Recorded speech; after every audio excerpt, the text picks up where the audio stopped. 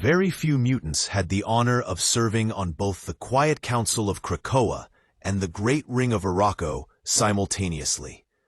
Aurora Monroe was one, and she had long looked forward to the day when the two sentient islands might be reunited. She had not, however, counted on it happening quite like this. It had begun without her even knowing, while she was walking along the coral shoals that, together with a great oceanic lagoon, separated Araco from the great red desert of Mars. The tiny whirls and eddies in time grew almost instantly into a great wave of disruption. Ordinarily, Storm was hypersensitive to tiny changes in the atmosphere around her, due to the nature of her mutant powers, but she had been preoccupied with the next challenge to her seat on the Great Ring, and let that preoccupation distract her from her immediate sensory environment. Now aware that something was happening, before she understood what, her pulse quickened, then slowed again to a thud. Raindrops slowed, hung still in the air, then hurtled again toward the ground, each one at a different speed. Clouds tore across the sky, cleared, then rebuilt themselves into great black walls, all in seconds. Behind them, the sky inverting its normal, uniform, brilliant blue.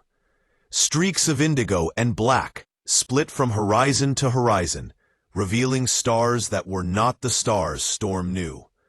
She raised a hand and saw raindrops falling on her skin, and others passing straight through her hand as if they weren't there. All around her, plants grew, bloomed, and died, all in an instant. Trees split the skies, growing 200 feet high and topping, becoming soil again before their falling trunks even hit the ground. The air was thick with flowers, and insects moving through 1,000,000 generations before her eyes as she drew a single breath. Araco and Krakoa both appeared before her, partly as if they were superimposed on each other. Then Aurora realized she was seeing it wrong. The two islands were colliding, molding into one another, as the overlapping timelines tore away all boundaries of sense. The Red Keep and the Tower of Broken Will overlapped, merged, hybridized, and became something new that Storm couldn't quite focus on before it was all swept away in the next spasm of the time disruption. Krakoa's bays and Araco's coral swirled into new configurations. Krakoa's quarry and the Circle Perilous of Araco blended into each other before finally breaking free.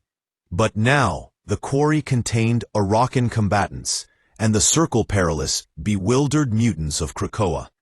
The forests of both islands overgrew each other and separated again, each featuring new species and unknown hybrids. The harder the wind blew, the faster the transformations, and now Storm saw tiny slivers of some new material appearing in the tempest, sleeting down to the island's surface and shores. The particles stung when they hit her skin, a pain that wasn't entirely physical. It was as if they were injuring her ability to locate herself in space and time. She reeled momentarily, then got her bearings again. The particles rained down over the islands, driving both into a frenzy. Araco and Krakoa briefly fought each other, bitter as only siblings can be. Storm, standing on their soil, with one foot in each world, knew she would be subsumed and destroyed if she did not do something. And as deformed time tore through her being again, rippling her mind the way wind would ripple her hair, she realized what she could do. This was a storm across all of time, and if it was a storm, she could control it. Storm's power over weather was instinctive, and had been since she was a girl. This was new, and would not be guided by instinct, but by her conscious mind, which was under constant distraction by the onslaught of particles. They ruined her concentration and kept her from grounding herself in the here and now. which was necessary if she was to bring her powers to bear on this tumult. And she was not the only one suffering from the particles. The islands, brutally crushed into each other's reality, wailed in pain and fear, both a sound like a hurricane wind and a psychic scream that rang in Storm's mind. This spurred her into action. She may have been the regent of Araco, but she still had responsibilities to Krakoa as well.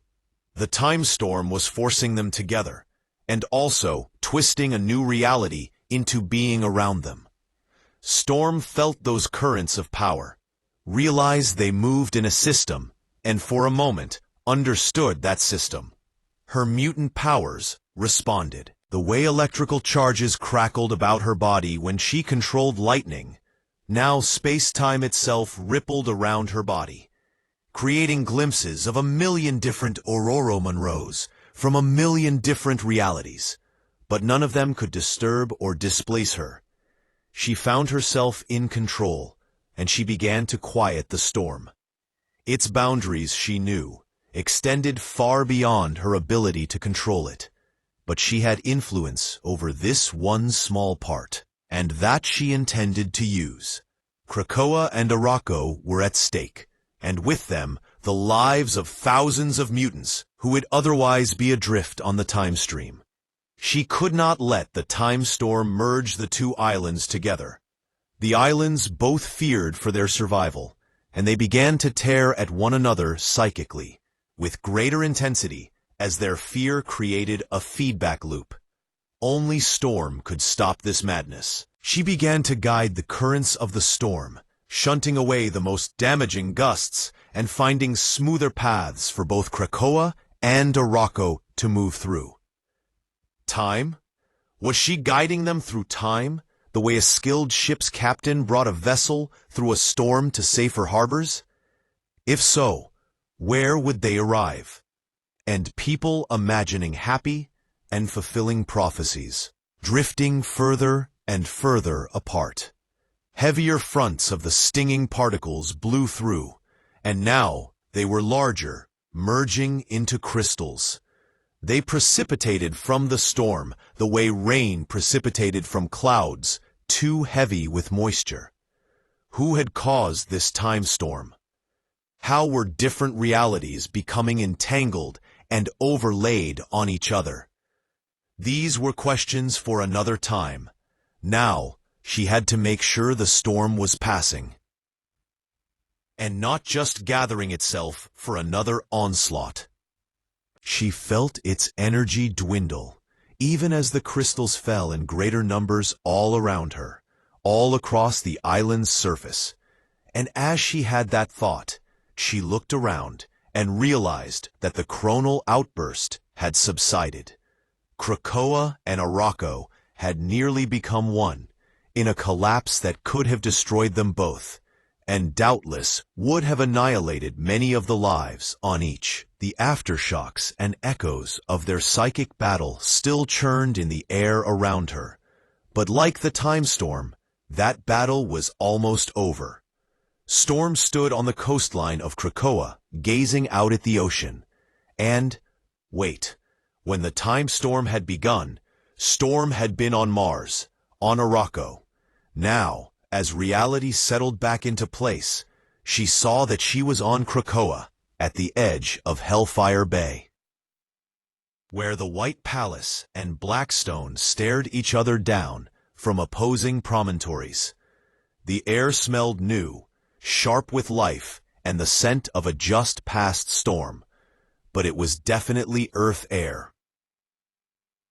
Ororo looked around her, over beautiful living Krakoa, and despite her jarring dislocation, she felt an almost maternal pride at the way she had brought it through the crisis. But how had it happened? And now that it was over, how had Storm been transported millions of miles without ever passing through a Krakoan gateway? Had Araco been safely returned to its home on Mars? Was this even the same timeline that the living islands had occupied before the time storm? It had been more powerful than anything she had ever felt, maybe even more powerful than her brief contact with the Phoenix Force. Who had caused it, and how? More importantly, why? What damage had been done to the mutants living on both islands? How could she ensure this did not happen again? These were a leader's questions. More personally, Storm was anxious to know that her friends and loved ones were all right. She would have to seek them out, both on Krakoa and Arakko, to make sure they had weathered the time storm. And what of the broader world? What was the situation in New York or Wakanda? Would she even find the same New York or the same Wakanda that she had once known? All around her, the crystals precipitated from the storm lay thick on the ground. Storm bent and gathered several of them in her hand. Like a mineral made of time, she thought. Xavier needed to hear about this immediately. Magneto as well, although Storm decided on the spot that Xavier should know first.